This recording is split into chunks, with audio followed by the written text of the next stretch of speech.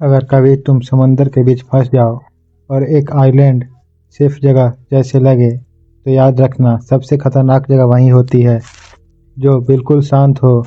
ये कहानी सिर्फ सर्वाइवल की नहीं है, ये कहानी है उस डर की जो दिखाई नहीं देता। Flight number AI 917। रात का टाइम, कैबिन लाइट्स बंद थी, लोग सो रहे थे। तब अचानक फ्लाइट जोर से हिली। पहले एक झटका, फिर दूसरा। पायलट की आवाज़ आई, प्लीज फास्टन योर सीट। आवाज़ आधी में ही रुक गई। अगले पल सिर्फ चीखे और फिर अंधेरा। जब आंखें खुली तो मैं रेत पर पड़ा था। मेरा सर दर्द कर रहा था, मुंह में समंदर का पानी। मैं जिंदा था। मेरे आसपास सिर्फ 5 लोग और थे। सामने एक आइलैंड था, पर अजीब बात यह थी, इस आइलैंड पर बिल्कुल आवाज़ नहीं थी।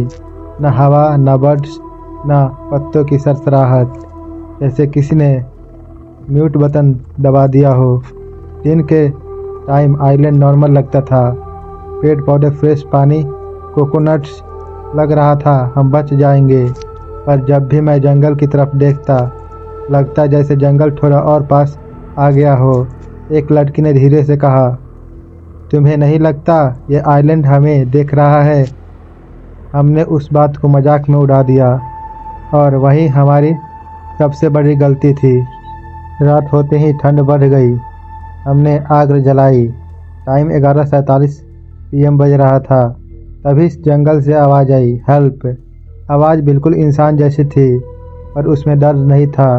फिर आवाज़ ने मेरा नाम लिया, फिर दूसरे का, फिर तीसरे का। एक आदमी खड़ा हुआ, शायद कोई और सर्वाइवर।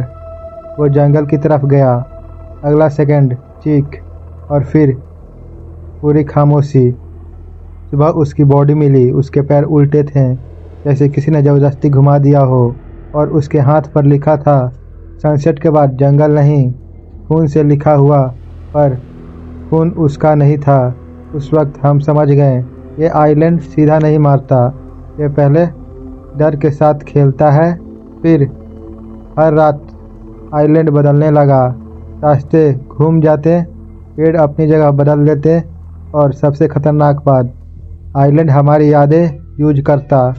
मुझे मेरी माँ की आवाज़ सुनाई दी, किसी को उसका भाई दिखा, पर जो भी उस आवाज़ के पास गया वो वापस नहीं आया। तब हमें सच समझ आया, आइलैंड को बॉडी नहीं चाहिए, उसे डर चाहिए। हमने कुछ रूल्स बनाए, सनसेट के बाद जंगल नहीं, कोई आवाज़ का जवाब नहीं, अगर कोई अपना दिखे तो आंख बंद कर लो। पर आइलैंड रूल्स तोड़ना जानता था। एक रात मैं बिल्कुल अकेला रह गया, और तब जंगल से आवाज़ आई, तुम सबसे ज़्यादा डरते हो। ये हमारा आइलैंड पे 7वां दिन था।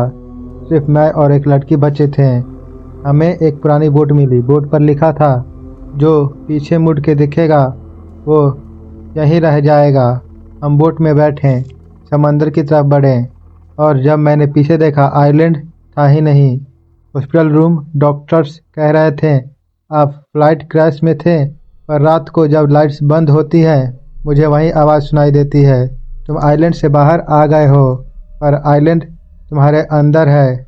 और अगर तुम ये कहानी सुन रहे हो और कभी जंगल से आवाज़ आए तो जवाब मत देना, क्योंकि कुछ आइलैंड्स समंदर में नहीं होते, वो सीधा इंसान के दिमाग में होते हैं। अगर आपको ये स्टोरी अच्छा लगा तो वीडियो को लाइक और चैनल को सब्सक्राइब कर दें।